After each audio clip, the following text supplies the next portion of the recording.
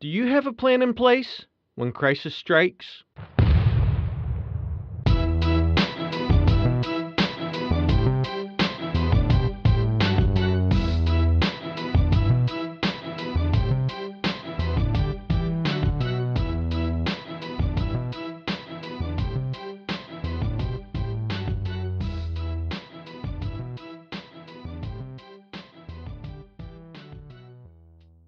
Often in times of crisis, we have no idea what we should do. We failed to plan. As our guest today, George Wheeler, states a little later in the show, it is much better to have a plan and never use it than to need a plan and not have it.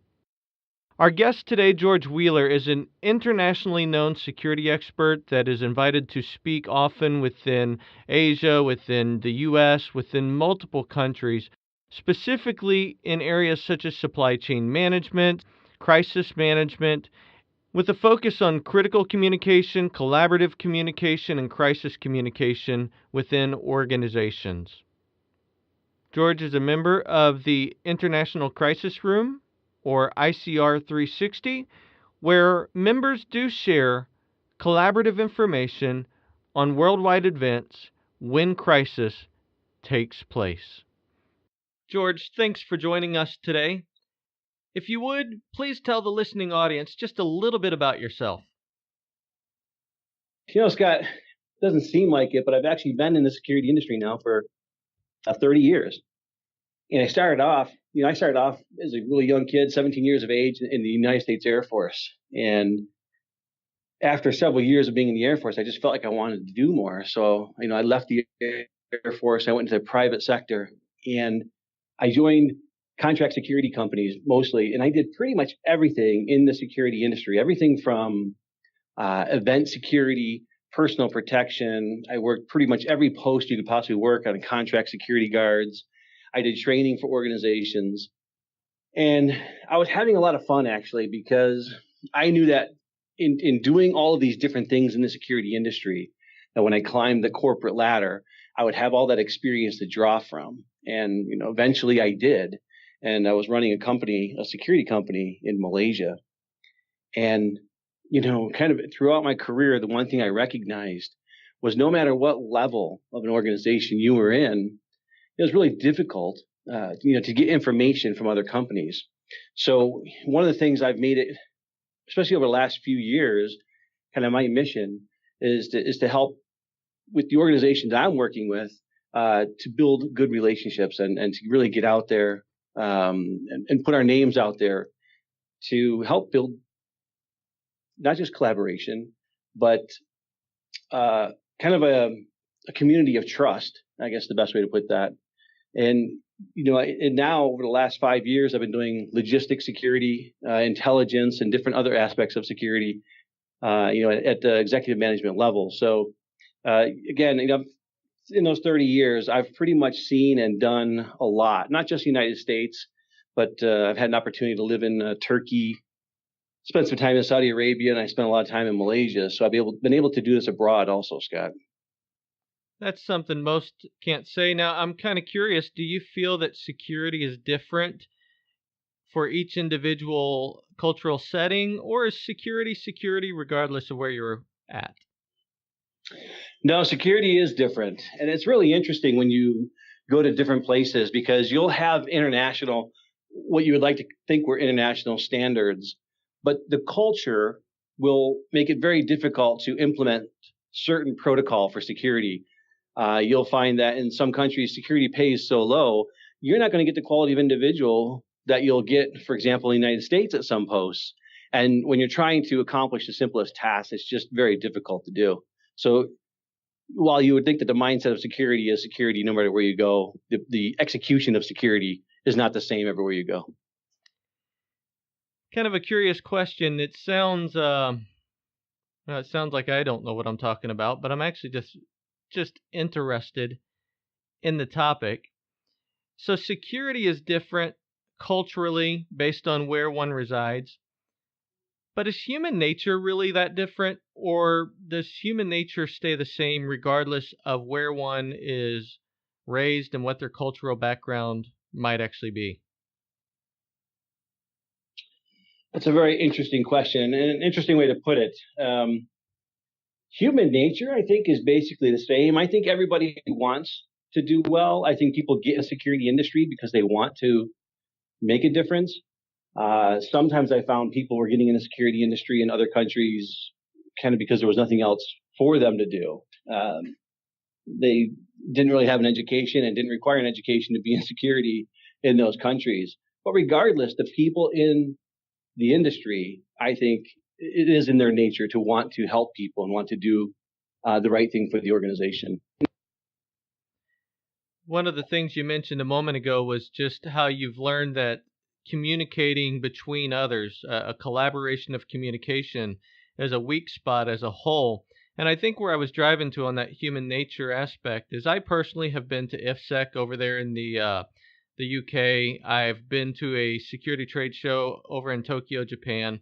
The technology was similar but different. I remember that. But I drive to the point of communication. Is that a worldwide problem? Yes, it is. And, a lot of times, especially, when you look here in the United States, a lot of people think, um, especially depends on where they grew up in the industry itself, but they think that information is intelligence. And most of us have had some kind of OPSEC or COMSEC drilled into us. So, we know better than to share this information. We have to keep this close to our chest. But in the United States, we're starting to see kind of the breaking down of the walls and kind of the understanding that we need to share information in order to receive better information ourselves. But in other countries, you're finding that communication is they're still keeping it really close to their chest, and at all levels. So in the United States, I'm finding that communication between law enforcement, the private sector, the corporate sector is getting much better, and we're sharing a lot more information, especially in the cargo theft world of security. But in other countries, they're not sharing that information at all still. And I tried when I was in Malaysia. I first heard of some of these organizations while I was there, and I tried to kind of model that and bring that to Malaysia. But the mindset was so closed there that sure, people would want me to give them information, but I never received information back. So it was really difficult to, continue that kind of relationship with somebody when it's everything is give, give, give. And nobody else is giving back to me. And that's tough. So yeah, definitely communication is a problem, I think, globally.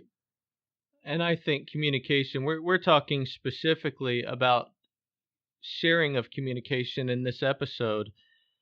But realistically, I think communication is just one of the weakest aspects, again, of human nature across the globe. We just make a lot of assumptions. We are not educating ourselves on how to properly communicate to one another. When times get difficult in a relationship or there's conflict, we don't know how to handle that.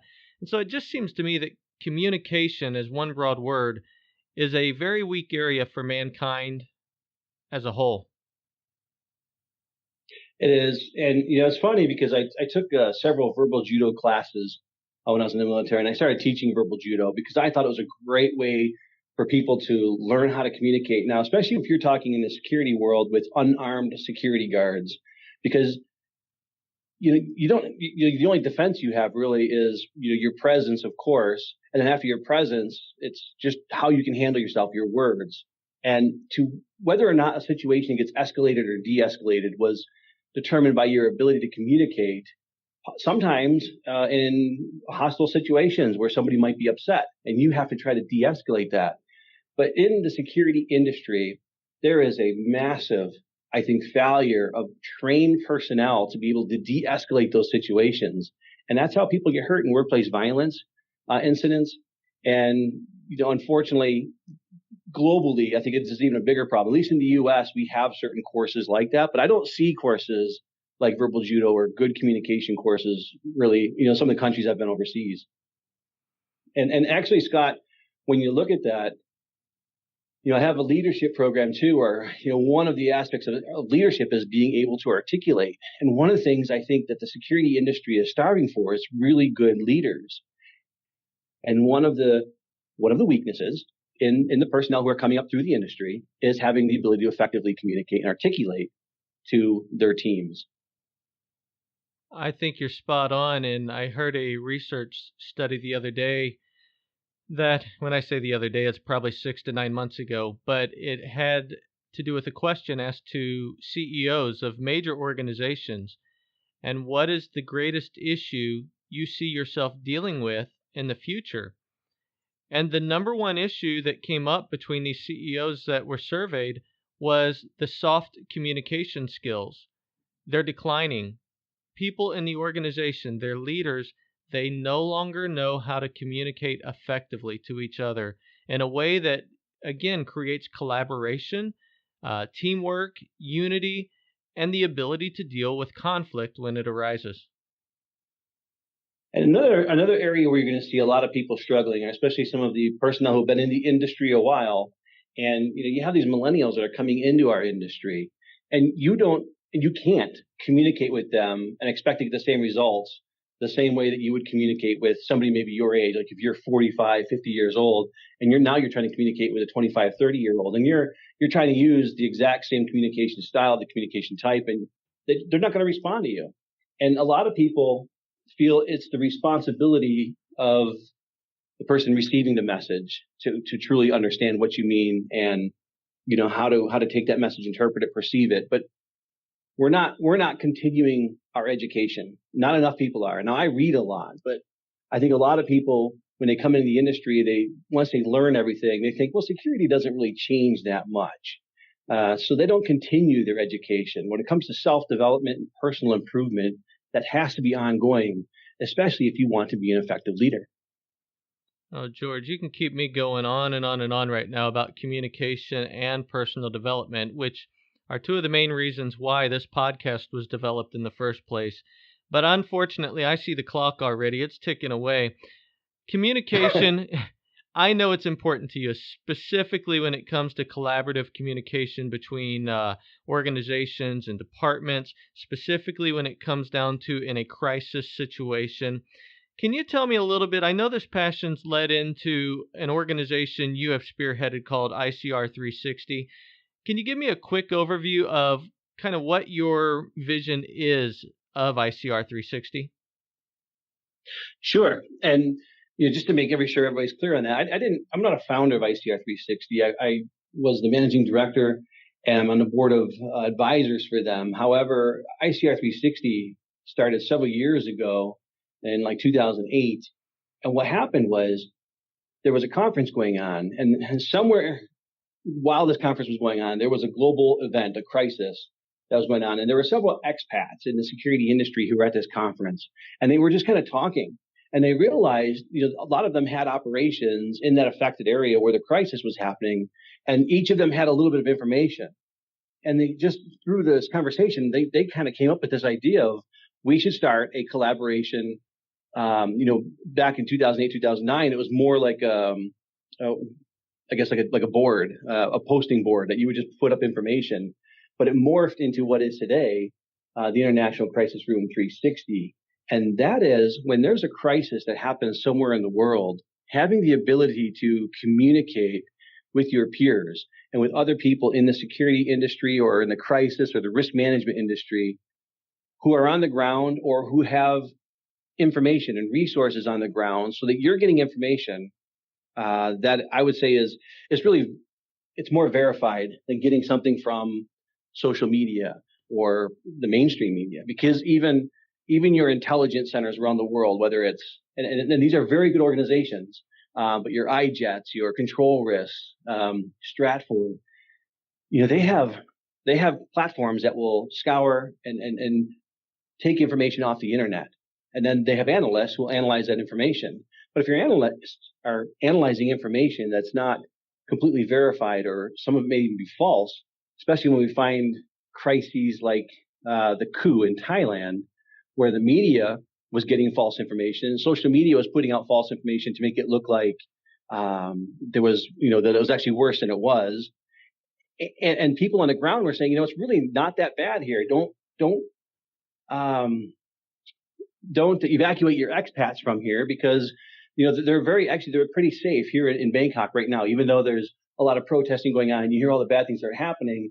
It's not a bad time to be doing business in Thailand. Now, maybe your supply chain lanes will be affected, but don't spend all the money to evacuate your expats because it's not necessarily time to do that. So there has to be a platform where you can get this kind of information. And what we do with ICR 360, if something major is happening in the world, we'll hold a crisis call where people can jump on that call and we'll bring in an expert who's either on the ground or, for example, when MERS hit South Korea, we brought in a global expert on viruses, and he talked to everybody about, what MERS was, how it actually spread. If you have an organization who have traveling personnel that go into the Middle East and they come back to your organization, what steps should you take to ensure that your organization doesn't get infected with MERS? And that kind of collaboration is extremely important in today's corporate world, because when you're receiving good information, you can make good business decisions. So if I'm correct, ICR 360 is really what I'll call a membership site, but it's only as good as the members participating together and sharing that information. Is that correct? That is correct. So, with ICR 360, there's a paid aspect of it, and then there's a free aspect of it, so that everybody can collaborate at some level. And that's what's really important is, where are you going to go if you have a question, for example? I have an organization that we just acquired another organization, and they have operations in India. We never had operations in India before. Where can you go to get information about, the Mumbai region? Somebody could post a question in ICR 360, or they can just start reaching out to other members who are in India and start asking them questions. And because everybody that comes in the platform, it's not like Facebook where you can just sign up, create a profile, and you're off and running and talking to people. They actually do a job where they will actually try to verify that person is a real person. It's not a fake profile. And you can score people too. You can actually start getting ratings when you start answering questions, asking questions, and you actually get a rating in your profile, and you can see if they have a higher rating, that means people are scoring them higher, and it becomes a more trusted source for information. Right. Now, I want to be very clear for the listeners right now. This is not an episode that is just specific for this ICR 360. I typically do not tout any specific brand, but I do feel that this is a very nice tool of collaborative information. So I'll ask this, George. The membership, the payment portion of the membership, is it really just to weed out individuals to ensure that those who are part of it are there for the right reasons? Oh, absolutely. Because you can't access the crisis rooms and some of the groups and different things unless you have the paid portion. So it is to keep, I don't want to call it riffraff, but it's to keep the people who aren't serious about putting good information in the platform in there. Because, even with, you go into LinkedIn and some of the other social media, and people are reposting, we'll call it fake news. That's what it's really being touted at today. Those are things you can't do on this platform. And if you're caught doing it, they'll kick you off. But you're right. I don't want to just tout ICR 360 either as the only collaborative platform that's out there, because you can look at platforms like Ushahidi and how Ushahidi in 2010 helped with the earthquake in Haiti, because now here's a platform where a guy in his basement in Boston set up this open source platform that was created in Kenya when they had the riots during the elections. But they took this open source platform, set it up, and now all of a sudden everybody started learning that you can get on to Ushahidi and start collaborating and helping people in Haiti. So now they have this wiki kind of workforce global it was translating messages that were coming out of Haiti. It was helping to coordinate when you're starting to receive messages. When they set up this line, it's helping to coordinate the supplies from the Red Cross, World Vision, and the military, so that they could get to the areas where people needed the aid. So and this was all done through collaboration. And it's those kind of platforms, it's these wiki platforms that add the power of crowdsourcing and people that are really going to change our industry. Yeah, and I want to just again put it out there. This is a great tool, and there's probably several tools out there.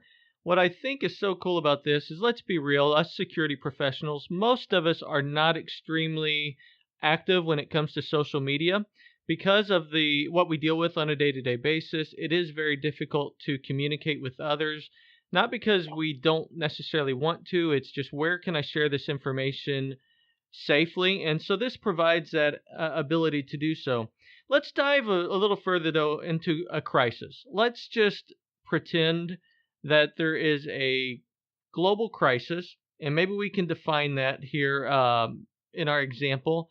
I'm thinking it could be a hurricane that hit an area. It could be a political uprising. For this conversation, George, what do we want to make up our global crisis as today? So let's understand a crisis as it would be an event that affects people, whether it's expats or your locals, and it interrupts the operations, supply chain lanes, and maybe the IT infrastructure or your networks in a given area. So it's an event, whether it is a natural disaster or terrorism, political coup, social unrest, economic collapse, workplace like a Tenjin explosion type thing. It could be any incident that's going to disrupt your operations, supply chain lines, networks, and it affects the people in the area. All right. So this crisis just happened, and I am responsible for a few key executives that happen to be in this region. Walk me through how I can make myself aware of the entire situation and make some good decisions. So if you have an incident that occurs and you have people already in the area, now, if you're responsible for them, you were responsible for setting their travel, you didn't go with them, but all of a sudden now this incident happens. And this actually happened in Nepal with a consulting firm. And they got on a platform and they said, you know what, we have 3 people in Nepal. They were in Kathmandu when this earthquake hit.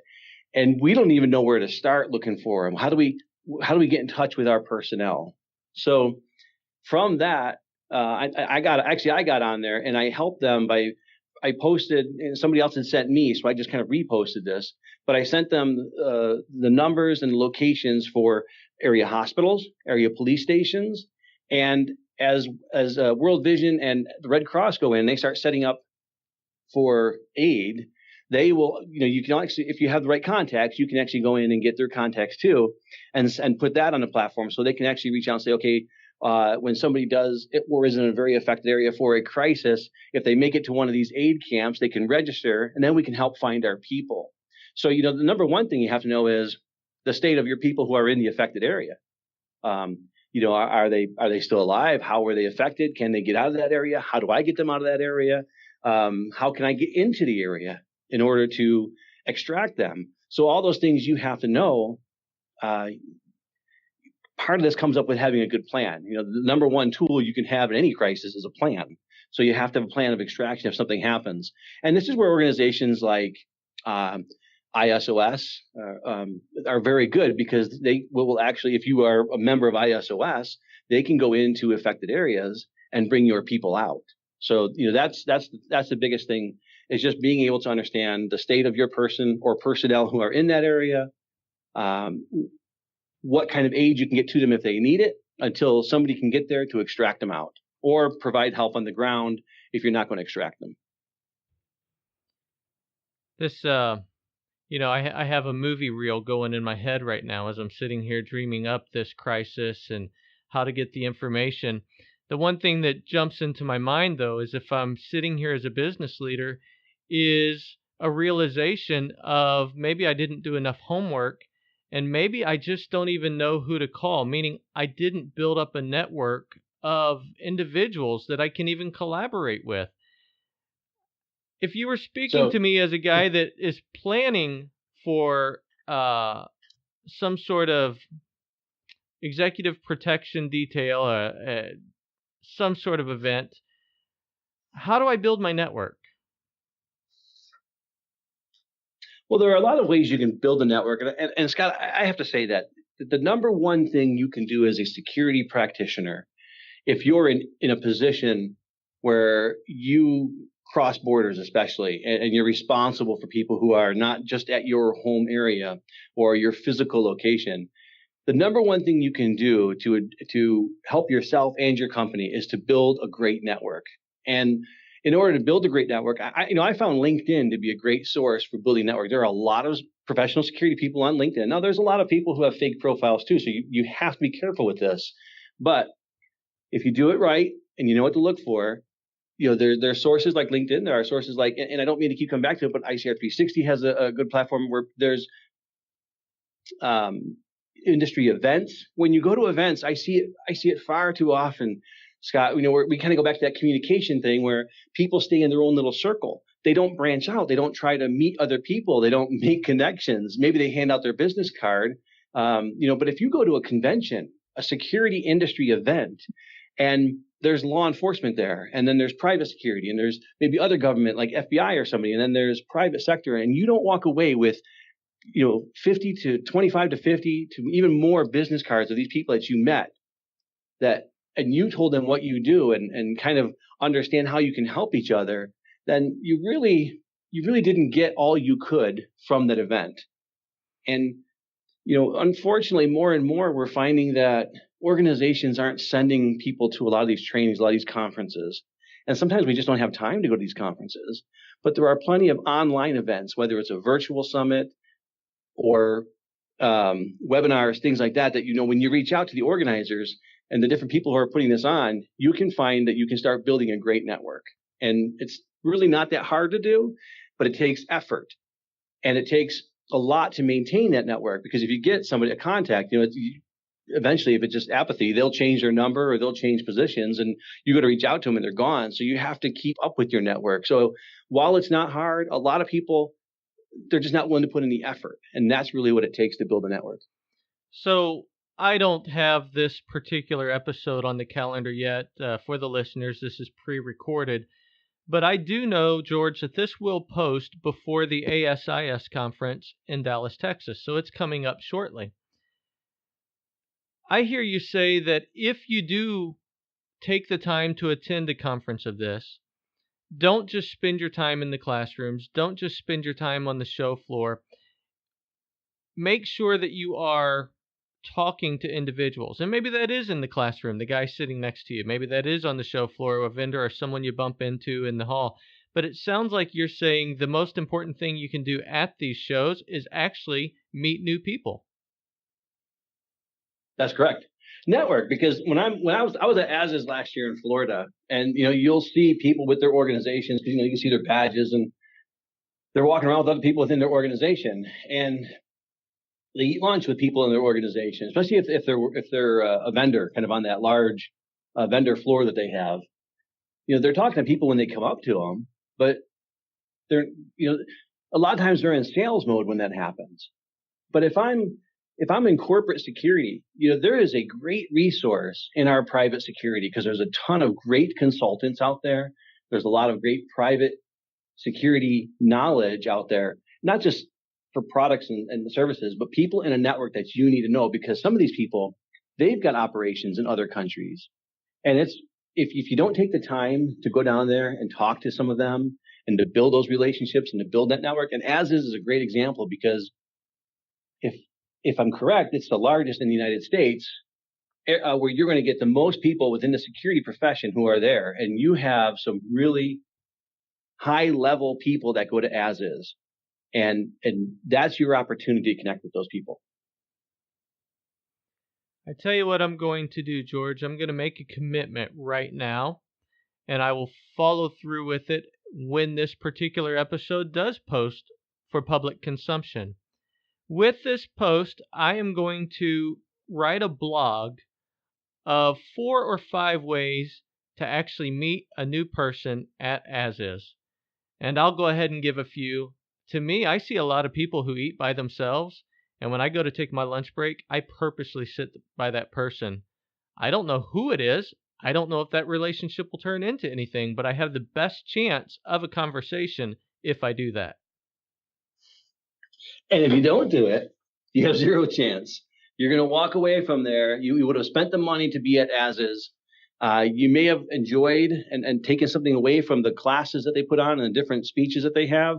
But if you don't walk away with a stronger and a better network, then you may as well just stay home, because you really failed at a chance to really grow your network. And I'm going to say it again, that is the number one thing you can have in the security industry is a strong network. I think I'm going to make that a quotable and put that out there as well, George. I appreciate that. Having a network of people is the most important thing we can have. Communicating to each other is critically important. We've mentioned several platforms that one might be able to utilize in order to have this, I'll call it cross communication between, again, organizations, between departments, between law enforcement and private security. So many different things. What am I missing in this conversation? I'm sure we have not hit on everything. What else should a security manager know when it comes to, I'm dealing with the crisis, make sure I've covered this? Well, the biggest thing a security manager needs to know is, one, I'm going to go back to this, is your plan. You have to have a plan.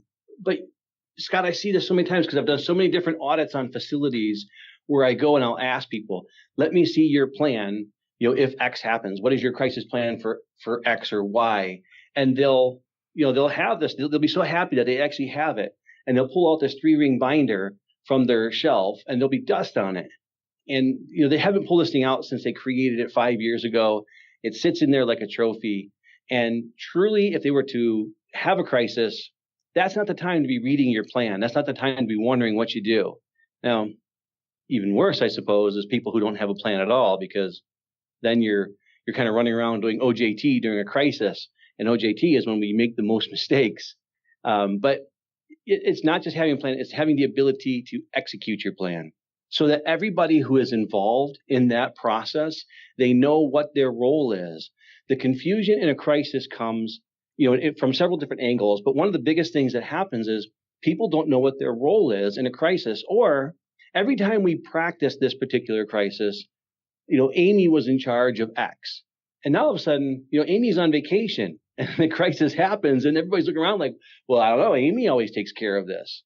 And then nobody knows who to go to next. So a well thought out plan will have all of these thought of. And again, that allows that plan to be executed because everybody's involved with it. Everybody, once you know your role, you know how to communicate with people. If this particular method of communication goes down, such as your cell towers, what is my next line of communication? And all of those things are pre-thought out. And if you're in security and you're a security manager and you're listening to this and you're thinking to yourself, we have a plan, but we've never actually practiced it. If you have one that you've never practiced, you don't really have one, because when something happens, nobody's going to know exactly how to execute it or what to do. It's like planning a vacation, planning your route, but throwing the plan aside and either never going on vacation, or when you do go on vacation, you just don't even utilize it. It's kind of crazy that we do that, but I think everyone in their life does that. They set these goals, they set the plans, put it in a notebook, and never look at it to implement it. So I like that plan and practice, and I might even add present. You need to present it to your team as well so they remember it for practice. So exactly, and this is kind of high level. Like, we don't have time to go into all the details, but that would be one of the steps of creating your crisis plan. Because I used to do crisis, like train the trainer crisis planning, and then I'd have people come to my programs, and they would go back to their organization. They would call me like, George, my executive leadership team, they asked me if I could just write the plan. And I would tell you, no. I mean, they have a responsibility in a crisis, and they have to know what they're going to do. So what they're going to ask you to do is write the plan, and then when it's done, they can kind of check that box and say, yes, we have this, and it looks good to the expats when they come to this particular country that we do have this. But everybody has to be involved in the process. Everybody who is involved in the process has to be involved in the process of creating that plan, and that's so important. George, if there is one theme I have heard in this entire conversation, it is one. I can break it to one word. It's everybody. This requires everybody working together to successfully make it through a crisis. Absolutely. We always say this kind of as a cliche that in all actuality, everybody is in security because it's everybody's job. You make sure people don't piggyback through doors that require a proxy card and things like that. We always say that, but this is never more prevalent and more important than it is during a crisis, that everybody kind of is on that same page, that everybody works together. I was talking about, some of the things you do, but it's not just knowing your role. It's one of the biggest things I see in a crisis, obviously, is people not knowing their role, but then that breakdown of communication, because even if you're getting information, a lot of times I see people, they don't know how to prioritize that information. And that will stall any effective response. If you don't know how to prioritize your information, you can't have an effective response. And that's the whole purpose of the planning, so that you can get to a stage that once this crisis, if you're in the middle of a crisis, if it's something long term, like your product that you put out, a child just choked on it or something like that. If it's something that's going to be long term, that's one thing. If it's an active shooter situation, it's going to be over before you really implement a whole lot of your plan. But you have to stop the crisis from occurring so that you can start that recovery process. And the faster you can start getting that recovery process, then the better off you're going to be. And that takes absolutely everybody in the organization for that. George, I know better to ask this question just due to I'm looking at the time on the clock, but I have to ask this one final question for this episode. Too many people live with the "it would never happen to me" mindset. So they don't even plan accordingly. They don't practice because although it can happen to the other guy, it'll never happen to me.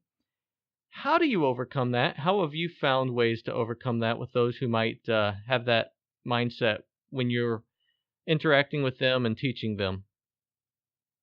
Well, I really hate to say this, Scott, but it's very rare you find that proactive company that's just going to go out there and they're going to say, we're going to be prepared if something happens. Far, far too often, what you're going to find is just that. They say, that doesn't happen to me. That doesn't happen here. That doesn't happen to our organization. And if they're lucky, it'll happen in close proximity to them, whether it happens to another organization who's maybe a competitor, or it happens within their community where they start seeing, it has to happen close to home. Where all of a sudden it's kind of like, wow, I do need to actually prepare for this because it can happen to me, because we never thought it would happen to this other person or in this community. And if it doesn't happen there, unfortunately, they're going to have to experience some kind of, hopefully it's a mini crisis, before they actually start taking action. And it's so hard to get around. And what this is, Scott, is it's a product of leadership. Leadership drives all of this. And leadership doesn't have to create all this. They can drive the initiatives to create the crisis response plans and to make sure that everybody's prepared for this. But there's just not enough leaders out there. They're so concerned with so much of the other stuff. And I have this wonderful slide when I do these. It's the leader pulling his hair out, because they recognize how involved and actually how much time it can actually consume within an organization when you're trying to create these plans. It's not necessarily a fun project to do, but it's a necessary project to do. And it's one of those things they always say, it's better to have it and not need it than to need it and not have it. Yeah. So this too will come down to as a product of leadership. Like you said, easier said than done, but the moral of the story is those of us who take life serious, those of us who take our job serious, those of us who take our industry serious need to hear this information today and plan appropriately. George, we talked about the network. We talked about the importance of just building a community of like-minded individuals so that you can reach out to them as you need. I know that you are open to that. Your willingness to be on this podcast today has shown your willingness to that. If we have a listener that would like to reach out to you, how do they do that? If you're connected with me on LinkedIn already, you can reach out to me on LinkedIn. That's a good platform to get a hold of me. Unfortunately, they have a cutoff of a certain amount of network, and I'm at that level. So I can't have anybody join until I have a bunch of people that I get off the network who aren't really contributing to it. The next best way to reach out to me really is by email. So you can reach out to me at george.wheeler@icr360.com. And I'll answer any email that comes in, and I'm always willing to help people in the industry. George, again, I appreciate your time today. It was helpful to me. I learned a lot. I know it's helpful to everyone. I know it's not easy to give an hour of your time. And again, I appreciate you being willing to invest in our industry and the listeners of this podcast. Thank you. Thank you very much, Scott. I appreciate your time also and the opportunity to help you with your podcast. Thank you.